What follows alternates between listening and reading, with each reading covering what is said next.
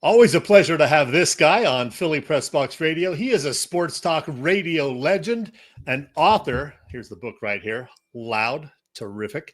And as of last November, he is a Philadelphia Sports Hall of Famer.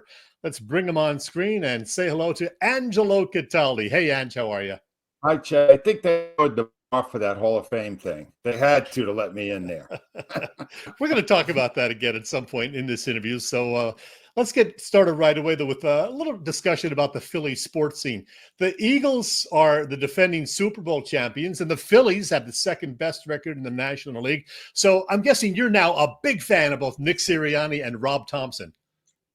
Not at all to either one, although I cannot deny that Nick delivered the big prize. So, you can only be mad at a guy for so long. They did win the championship. Thank you for that, Nick. Now I need you to keep doing it. That's Philadelphia. One great season is not enough for us. You know that, Chet. Yeah, but regarding the Phillies, with ace Zach Wheeler gone for the season with a blood clot, can they realistically contend for another World Series? What will it take? Well, I'm still waiting for the narrative about how all of the protections that they gave for Zach Wheeler, how did that work out now? The window of opportunity cannot last forever. You got a lot of guys now who are major contributors to this team who are in their 30s, and you lost the best pitcher you have, arguably the best starting pitcher in baseball. You lost him to 2 surgeries back to back. And I'm just going to say, I don't see them now as nearly the threat they were where they could roll Wheeler out there. But they weren't using Wheeler right anyway. They were using pitch counts in the playoffs. The man is your best arm. Use him. Now they don't have him. I doubt it. I would be shocked if they would be able to outlast the Dodgers, especially. Well, I do want to talk the little Eagles. You took, of course, lots of ribbing and maybe some heat, too, for your infamous Birds prediction a year ago. 5 wins, Angelo. You said 5 wins. Now, we know how things turned out with another Lombardi trophy now on display. The year Saquon Barkley had, Jalen Hurts being Super Bowl MVP. Are you at least optimistic about the upcoming season? I'm twice as optimistic as I was last year, Chet. I got him winning 10 this year. That's twice as optimistic. I'm so glad I'm not on the air anymore. That would go down in the annals of infamy of some of the dumbest things anyone ever said. I acknowledge that. I own it, all right? This year, not that my prediction should matter to what happened last year. I think the problem they're going to have this year is asking Mark, after the workload he had a year ago, to stay healthy for 17 more games and get there to play. That's a big ask, all right? That guy had the ball a ton last season. My fingers are crossed. I'd love to see him do it. And the other big question I have is that defense and the fact that they've replaced some very good players who played especially well in the biggest game. And the schedule, by the way, is murderous. So I got them with 10 wins, twice the total I predicted a year ago. That should get them into playoffs, but probably not much farther. Hey, by the way, when you wore a Super Bowl Eagles hat on with your visit with Dan Sileo a month ago, you got a lot of folks commenting that you should not be allowed to wear a hat like that. You understand that view, I'm sure. I do, and fortunately, now that I no longer am on the air, I don't care what their thought is. All right, I will wear whatever hat I want. But they're right. By the way, they're right. I shouldn't be wearing it, but I'm pretending that that was like that whole thing last year at the prediction was just like a dream sequence in a movie. It didn't really happen. It was just, look, I had good reasons for that prediction. What was they had finished the previous year horribly, and they lost Jason Kelsey and Fletcher Cox. I mean, I had good reasons. They didn't pan out.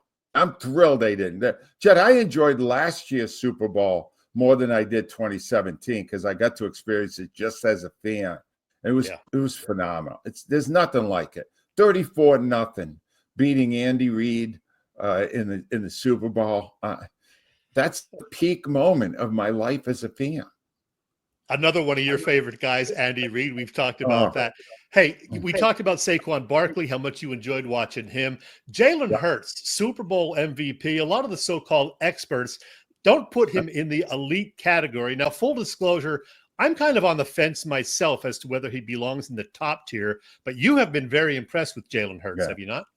I haven't. If you are a commentator who have not put Jalen Hurts in the elite category, then you are not in the elite category as a commentator. How's that? Because that man right there, there's one thing about that man right there.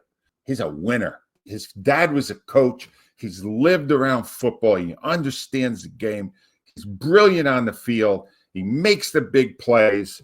And he's nowhere near as annoying as Donovan McNabb was during that era. No, I love this guy. This guy is my favorite Eagles quarterback of all time because I like his demeanor. He's honest. He's straightforward. He's not rah-rah. And he's a great performer in moments. Now, regarding the head coach, you have had some criticism, to say the least, of Nick Sirianni. Have you changed at all regarding him? No, it's my problem. I'm pretty sure, Chet. I watch him. I listen to him. He never really has ever impressed me. The years I got to talk to him, not impressed. His strategic decisions, not impressed. His demeanor on the sideline, not impressed. They won a Super Bowl. I'm impressed by that.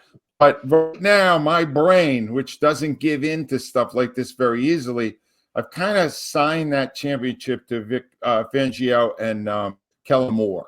I thought the two coordinators were the reason they won last year. And the fact that they brought in one of Sirianni's pals, to be the offensive coordinator, that does not bode well. The last time they tried that with Brian Johnson, it didn't work. I'm not sure it's going to work now either. Okay. Hey, when we talked last November, the 76ers were just a couple of weeks into what turned out to be a dreadful season. What the hell is going on with that franchise? They got a general manager who won't acknowledge the reality of the situation, which is that his big star player is totally unreliable and the fortunes of the team are directly connected to Joel Embiid. It's a losing proposition at this point. He's past 30. They can't move on because they sacrificed 4 years during the process to get Joel Embiid. So they're still praying that somehow Embiid stays healthy, has a good season. They build around him. The odds of that happening are remote. Far more likely is he will check out again. Here's another example, though, of analytics and how load management, right? Mm-hmm. Yeah, they load managed him so well for so many years that in a year when he was 30, he played 19 games out of 82. Again, load management doesn't work either, Chet.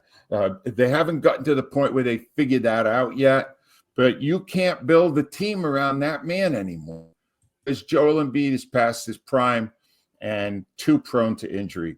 This is not going to be pretty how this process ends because it's going to end in failure. They're not going to get anything out of it, Ted. There's no parades for the Sixers.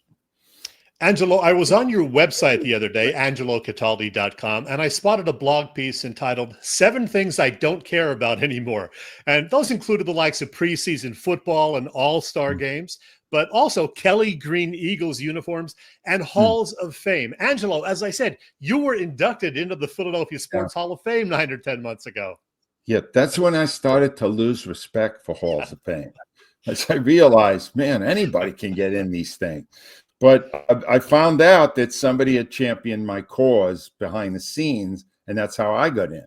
I know you got Ray Didinger coming up. Ray Didinger championed the cause of Tommy McDonald and got him in. We just saw Dick Allen get in because of a ground crew guy, Mark Carfagno, created a great campaign for him. Jim Donahue did it to get in Whitey Ashburn. If you got a politic to get into a Hall of Fame, is it really a Hall of Fame? I mean, are we leaving out people that just didn't have a big advocate for them, but deserve to be in there? So, yeah, I take it with a grain of salt. And I really got to think of, I was at that Hall of Fame, and I was there with Chase Utley and Ryan Howard and Jameer Nelson, and I realized, who doesn't belong here? Me. So I began to realize it doesn't mean as much as people might think it does. It was a great night, though. Hey, I do want to ask you about two gentlemen that you've worked with pretty closely over the last 3 decades, really. One of them is one of those guys you just mentioned. And as you said, he is sharing the billing on our show this week. That is the great Ray Didinger. Angelo, tell me if I'm wrong. Is Ray Didinger the only person in Philadelphia sports media that no one has ever said a bad word about? Because there isn't one, Chet. There isn't one. Yeah. This is the icon of icon. When Ray speaks, the world stops. And he wrote the Eagles Encyclopedia. He is the Eagles Encyclopedia. And something will come up about the Eagles. And hey, without prompting, can give you the entire background on it, letter perfect, with no stammers or stumbles. I am in constant awe of him. And I should point out that he's good at everything he does. Right? He's written brilliant books. He's got another one coming out this year that I've already had the chance to read, and it's fantastic. All right. He's written 2 stage plays. He's brilliant at everything he does. I've never seen somebody who was that versatile. He's just, you know what it is? He's just brilliant. He's such a smart person. And I guarantee you that once he is on this show, that no one will ever remember I was on it. All right, because you will get actual information delivered with a sense of authority, which you are not receiving currently. All right. The other guy I do want to ask you about, though, is the man of 1,000 voices, Joe Conklin. How much fun did Joe provide to the WIP morning show? I just had lunch with Joe last week, right, Chet? This guy, for all these years, I will be having lunch with him, and he will suddenly doing my voice. And the voice is younger than I am now, so it sounds better than I am now. He's doing me better than I do myself. But the thing about Joe is, Joe's done, look, I worked with him for 30 years. He's the most talented guy I ever worked with. This show he's got out now with the City Rhythm Orchestra. Yeah. And it is like a 2-hour homage to Philadelphia sports, the good and the bad. And it ends with, the Eagles winning the Super Bowl last year. If you get a chance to see it, he just worked Ocean City and Wildwood. I said to him, Joe, that is your masterwork. That is the good. It incorporates all of his voices. It incorporates singing. Got his family in it. They're all great singers. And it's all done with great audio visual. One thing, he was not easy to work with, Chet. He was not what you would call highly coachable.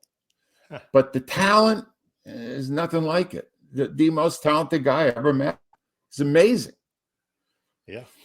Hey, I told you previously, I occasionally watch your podcast that you do with Jay Black, the host, and Rhea Hughes.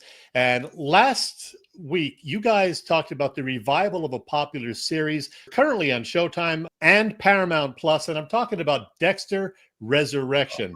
Man, I am in total agreement with you regarding your take on this. How great is Michael C. Hall in Dexter Resurrection? I'm going to tell you, Chet, this is the first question you've asked me. I do feel I have some expertise. The podcast is called The TV Show. Yes. And I know more about TV than I ever knew about sports. And let me just say, all right, that show, that Dexter Resurrection show, is one of the most remarkable turn of events I've ever witnessed in TV. And I was there from when it first started in the early 50s. They took a show that was brilliant for 4 years and then not so great 4 more years with a horrible ending. They brought it back and redid the ending, basically. Clyde Phillips is the showrunner. It was fantastic. So fantastic. They did an origin show, a prequel. And now they're doing Resurrection where he comes back. He survived a gunshot. And it's better than it ever was. It's better than it was in the first 4 seasons. It was great. And now Dexter is picking off serial killers week by week. It's great. It's so good.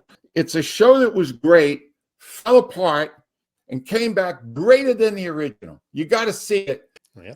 All right. Last thing. While visiting your website the other day, I spotted this picture of John Brazier and some old WIP colleagues of yours and a certain green mascot. I got to ask you, what's going on here, Angelo?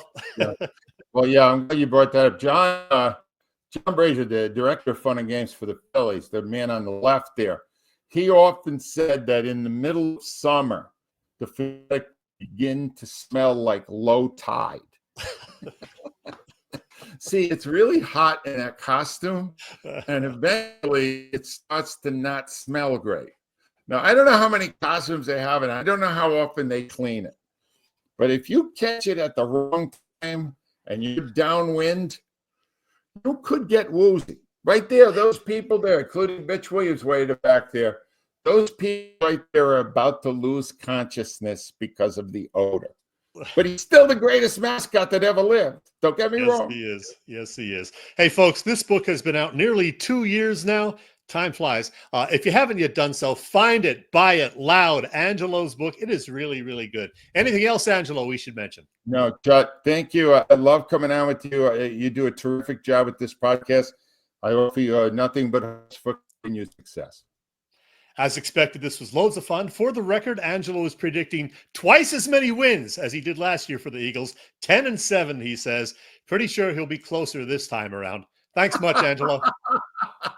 See you, Chet.